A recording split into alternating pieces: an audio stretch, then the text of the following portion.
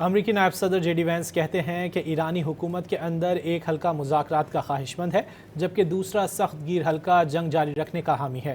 J D Venice نے ایران کے ساتھ جنگ پر امریکی عوام کی ناراضی سے متعلق تنقید کے رد عمل میں یہ بیان دیا۔ اسلام آباد مذاکرات کے دوران امریکی مذاکراتی وفد کی قیادت کرنے والے امریکی نائب صدر نے فاکس نیوز کو بتایا کہ ان کے خیال میں ایران کے ساتھ کشیدگی اور محاذ آرائی کے عمل میں اتار چڑھاؤ آتے رہتے ہیں۔